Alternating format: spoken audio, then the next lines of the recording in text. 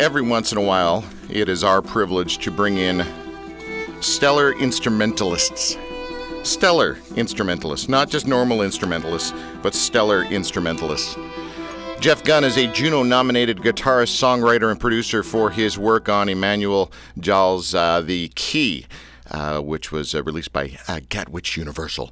He's the author of Hidden Sounds, Discover Your Own Method on Guitar series with Mayfair Music Publications, and regular Guitar Tips contributor with Acoustic Guitar, Canadian musician, and the Guitar Mag in Thailand.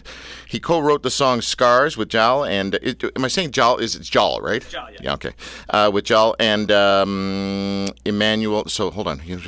Jal, I lost my time. He co-wrote the song Scars with Jal and Nelly Furtado, I know who that is, for the film The Good Lie, Warner Brothers. That's the best lot in the world. I love Warner Brothers lot.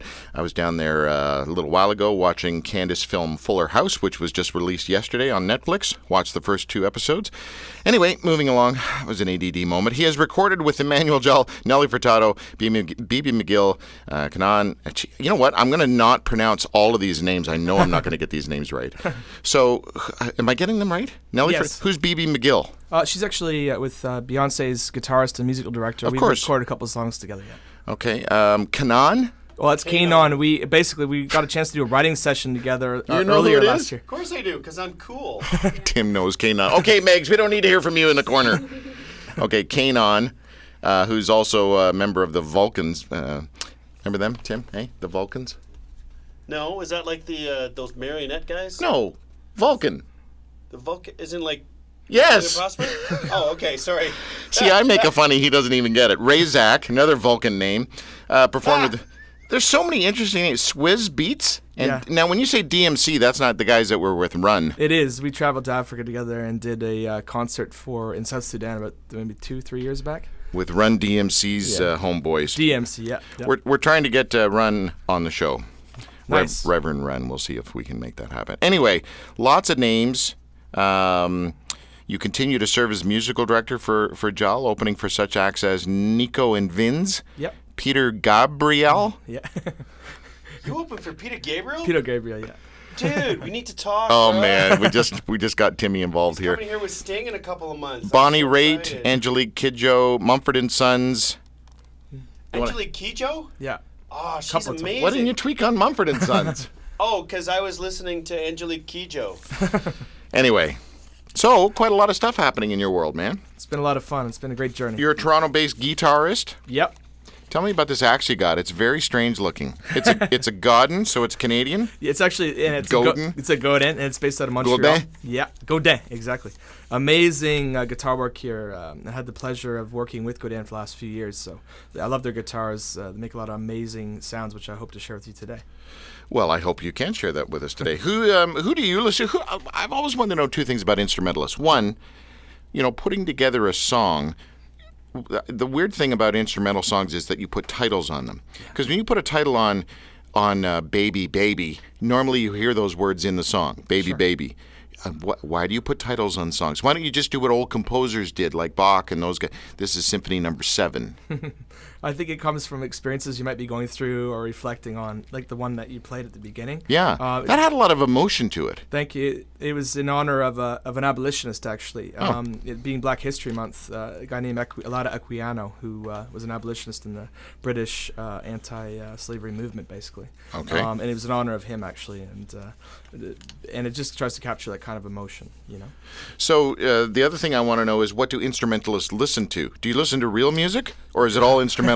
I listen to everything. Do you? I'll listen to kora, the instrument from West Africa one day, and then I will listen to Thailand music the next day, and then I'll listen to, I'm a big fan of Arcade Fire and of Monsters and Men in the pop world. Huh. Peter Gabriel, I love his work. Yay, we're friends. Jeez. There's so much to name, but I love, I guess you could say world music, mixed with rock. It's one of the reasons I love playing with Jal so much. I get to do, rock solos. I get to do African style guitar. I get to, basically share all these different things that I've learned over the years. Yeah, yeah. I love it. So what instrument do you wish you could play?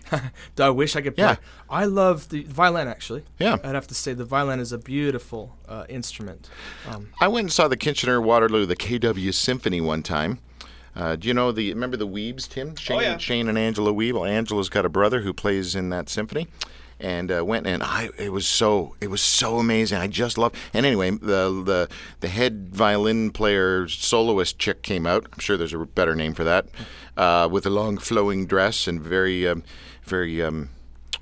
flowing looking, and she was playing this fiddle, or no, I guess it's not a fiddle, it's a violin. My dad's up on the show. He'll talk about fiddles later. Anyway, it turns out the violin she's playing is worth like $1 million or something like that from this 1400s, or I don't know.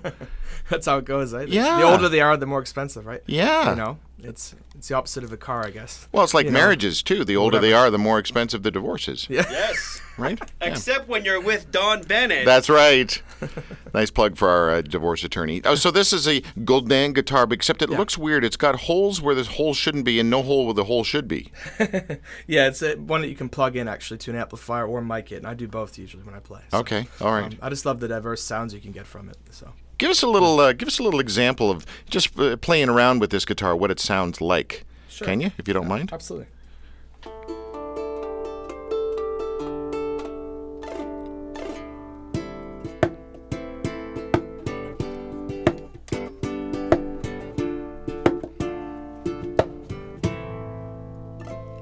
One more. Do it again. Do it again.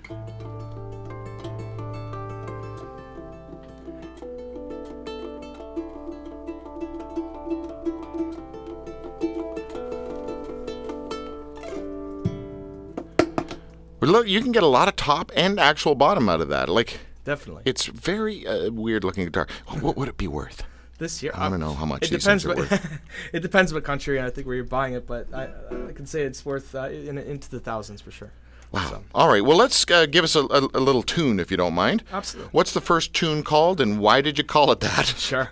The first song is called Starlight, and it actually was based on a travel through West Africa, Sierra Leone, about maybe 2-3 years back. I took a bus and motorcycle trip from Sierra Leone to Liberia, and just the night sky in Africa with the millions of stars when you're way out in the interior is just absolutely beautiful. Wow. So it was to commemorate that. I love it. Live on the Drew Marshall Show, our very own Jeff Gunn.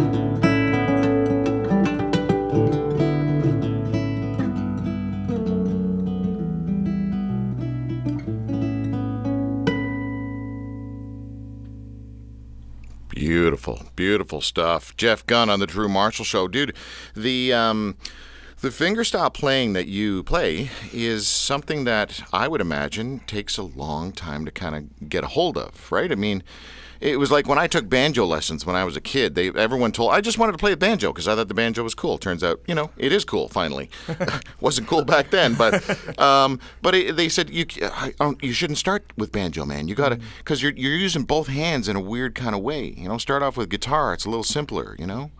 I found in the last few years, traveling around the world and stuff, there's been a lot of times I've been on my own. So wherever I go, my guitar goes. Like, it's just a given, right? Yeah. It's the companion, and every opportunity I've had has been trying to jam with people, take in different styles of music, right? And then being on my own a lot of time, I will just translate that into a solo guitar performance.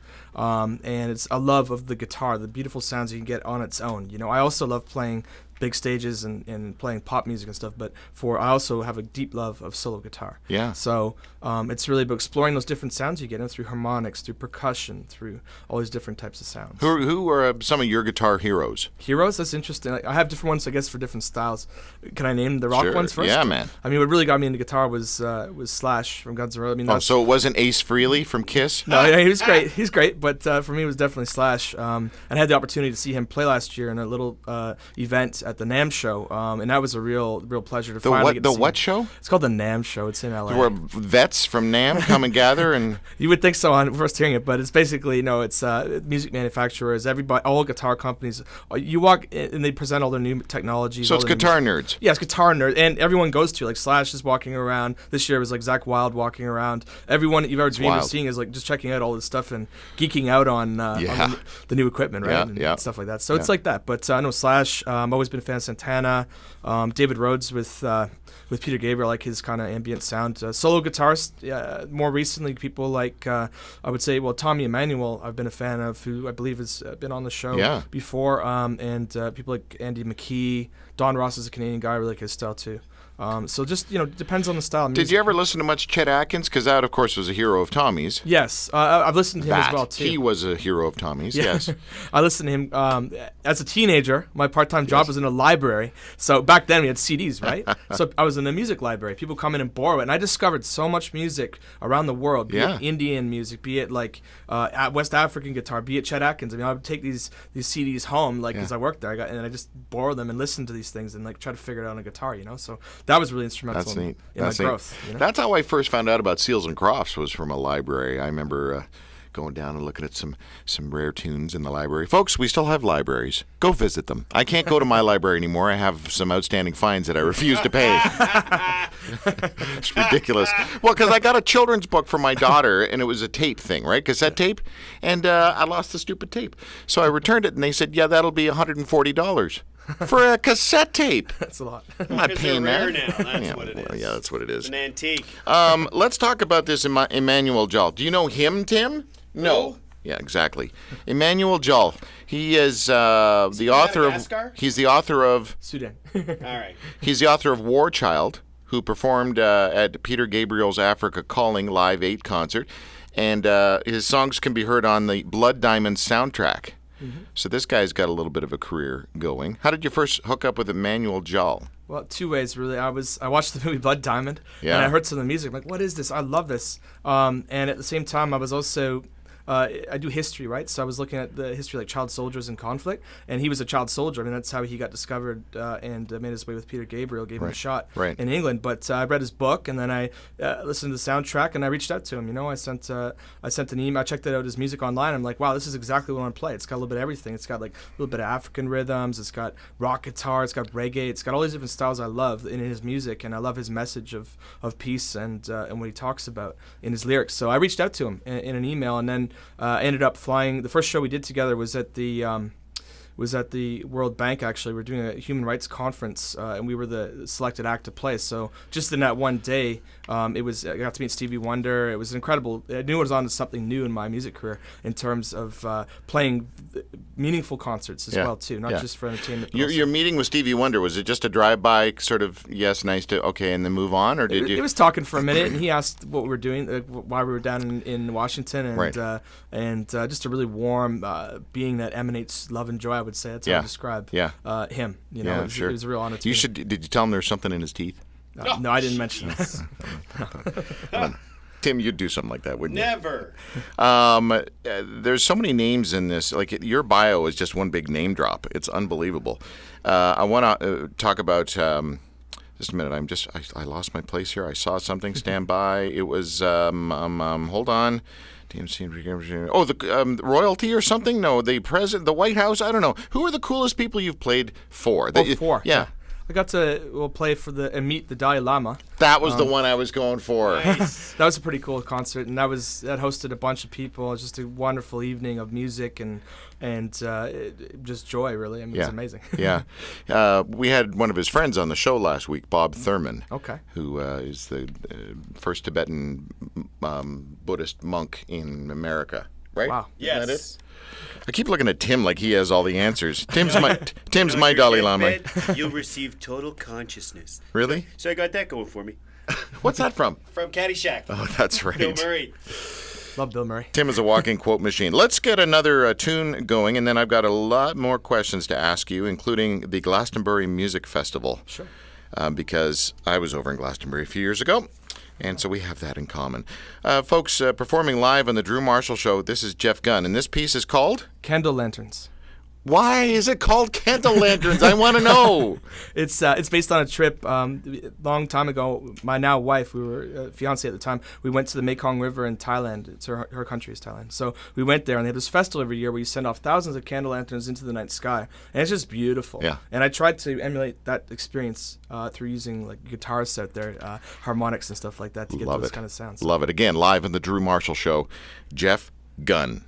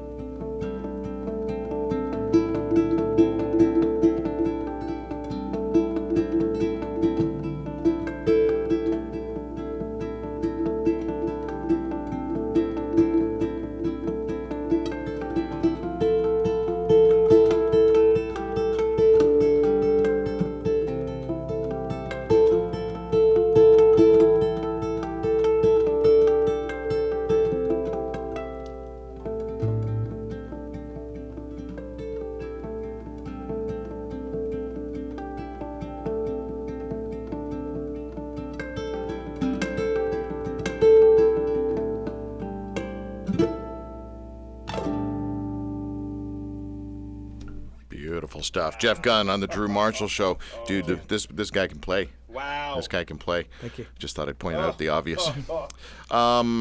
So your wife is Vietnamese, is that right? Thai. Thai. Yeah, yeah.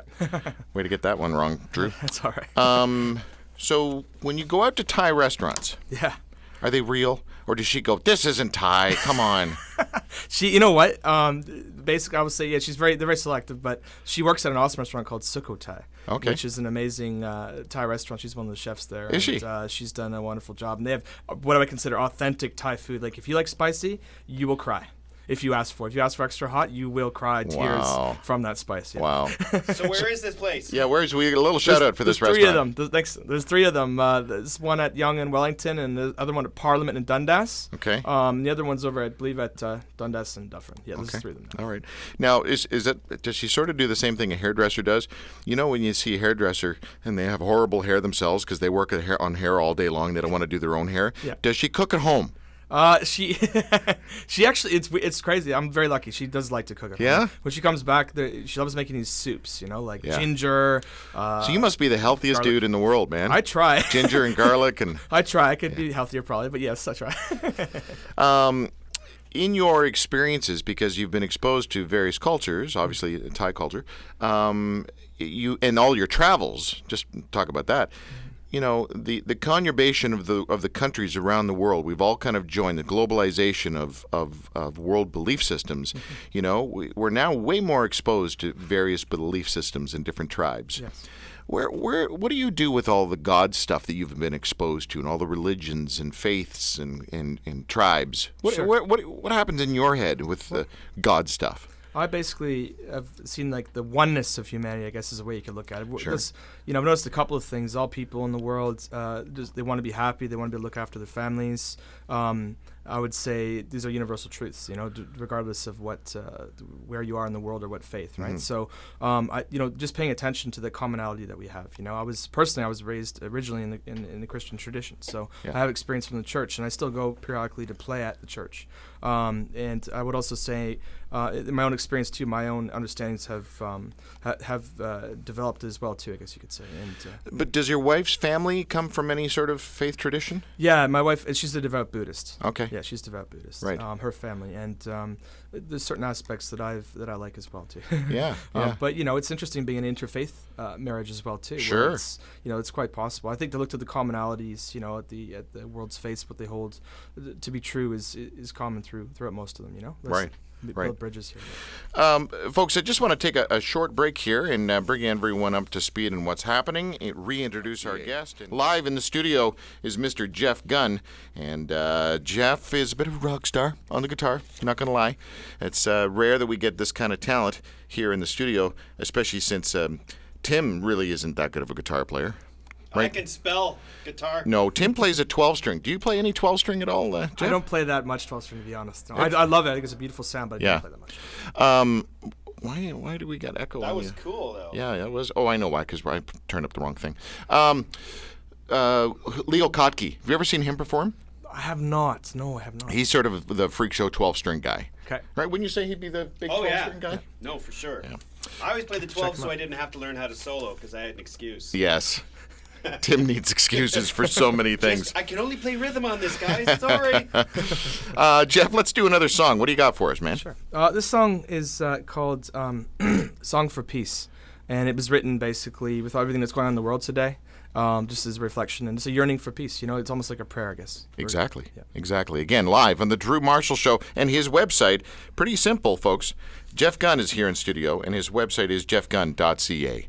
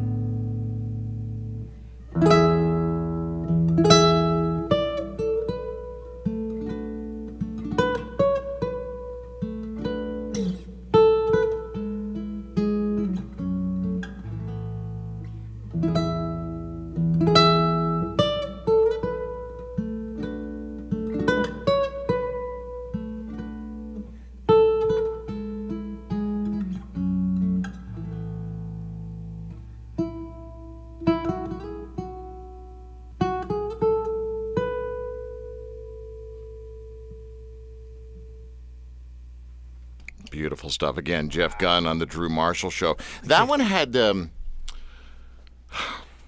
mean, I don't know what to say about it, but it has this like lullaby feeling to it. It was a really peaceful song. Totally. I'm missing my words, Tim. What is it about? It was just the slowness of it. But it was all over the place. Well, it wasn't boring.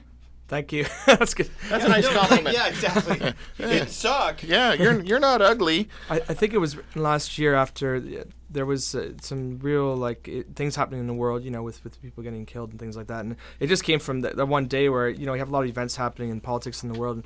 And I just wanted to write a song that was like just a yearning for peace, I guess. You know what I mean? Among humanity. So that's where it comes from then. Is it just an honor to be nominated for a Juno? Yeah, it is. You hear people say that. It is. No, it isn't. You wanted it. You wanted it. Don't give me that Canadian humility. Let me tell you what it is. I got nominated because I helped co-write and co-produce Emmanuel Jal's album, The Key. Right. And he got nominated for Album of the Year in the World Music category. Who won? Escamilla. See, you remembered who won, didn't you? Yeah, you don't remember who else got nominated, but you remember who won. You know what the coolest part about it was? Yeah. I got to you mentioned Fred Pennard earlier. Yeah.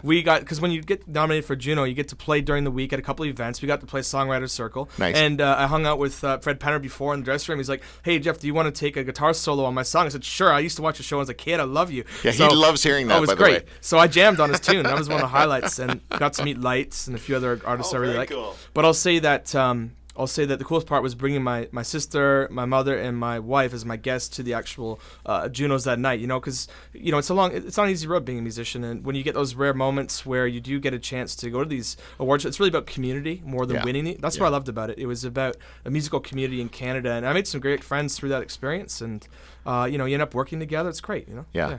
How often are you on the road?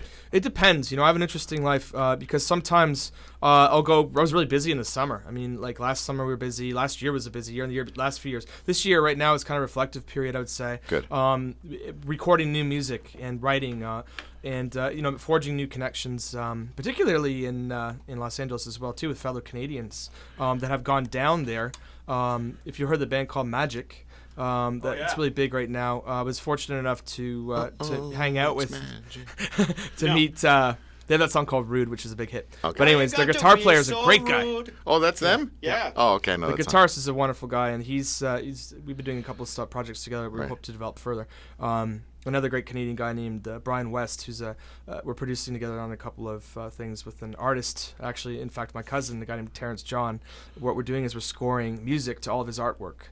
And it's going to be interactive. That's interesting. Yeah, live art show with live musicians that travel around with him, and we go to different art galleries and spaces, and have interactive art show. It's pretty. I don't know why they don't have more of what you do in certain rooms at the art gallery. At various art galleries, just you doing what you do. And Sarah Featherstone, who plays harp. Yes. That kind of stuff. Yeah, that's a great. I mean, I'd be up for it, sure. Yeah, you'd be up for it. I want to tell everyone about your website, and I want people to get your CD and get them to creep on you, follow you, and buy your stuff, and go to any gigs you do. I don't know, whatever. JeffGunn.ca. By the way, 2 N's, Jeff, and 2 F's. And it's not G-off. It's Jeff, Jeff, Gunn, Gunn.ca. Jeff, CDs, what's happening in the world of your releasing album stuff? Sure. Well, if you go to the website for starters, you can get any of those links, and you can see what songs I've already released with Warner Brothers, with Emmanuel Jal, Nelly Furtado, different artists. But also, too, for my own music, I'm currently recording the album, so you can look out for it in the fall. We'll be able to purchase it like iTunes and all the other usual places. Yeah.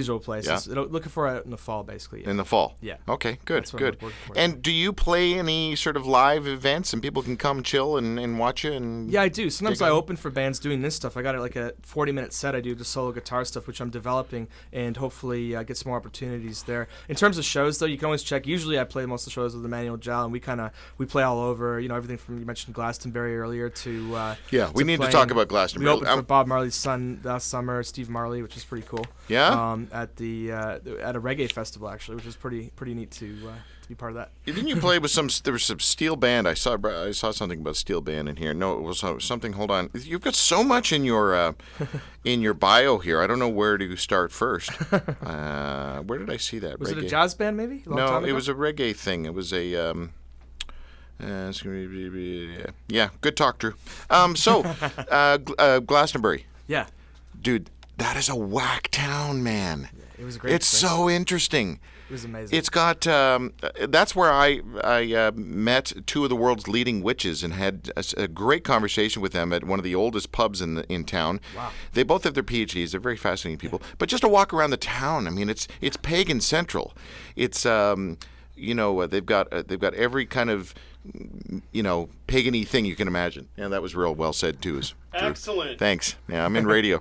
What was your experience of the festival, though? Because when I went, the festival wasn't on. Sure. Because the Olympics were on. And they couldn't have the Glastonbury festival. Wow. Because they didn't have outhouses or fences. Wow. Because it was all at the Olympics. If I had to sum it up in one word, it would be community. I mean, playing there, I never got a chance to go to Woodstock. I was too young, but the feeling of community, at least, was unbelievable. Where after the show, everyone hangs out. I mean, all the bands literally camp right there. You have tents, so all the bands are camping. Like, I walked around. I met the lead singer of Radiohead, who I liked, Tom York, there for a long time, and we've done some recordings with Nile Rodgers, like the song "Get Lucky," the guitarist, and he's a legend with Chic. But to hang out with them backstage and just talk and to this real feeling of community. Cool. The Stones headline that year.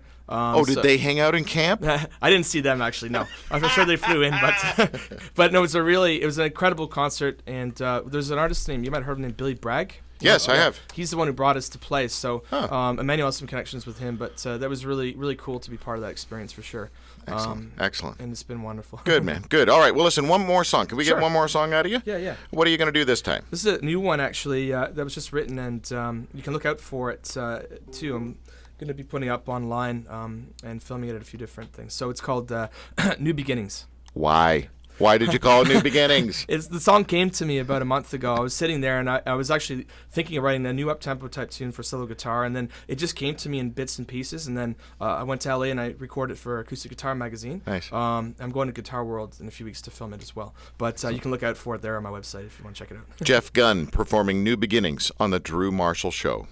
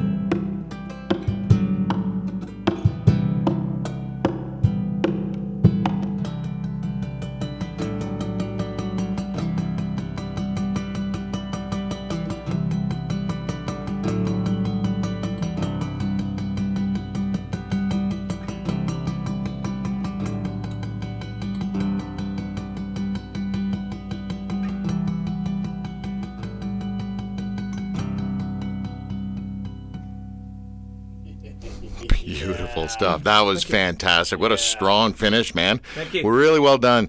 Jeff, stoked to have you here. Thank you very much for having me. We posted your video from, I think, about 7 years ago where you covered Coldplay. Oh, yeah. This acoustic solo version. Dude, it's 614,000 views, almost 615,000 views. It's been well received, so I'm grateful. And it's an honor to one of my favorite pop rock bands. So. Yeah, really well done. So we're going to go out playing a little bit of that. Okay, Just cool. giving everyone a little fun sample of Sure. who you are, okay? Thank you. So again, Jeff Gunn, JEFFGUNN.ca. That's who you've been listening to. And we are going to move on with our show. We got lots more coming up, including a visit with our very good friend Carrie Pomeroli, a comedian, actress, and author, and Hollywood correspondent.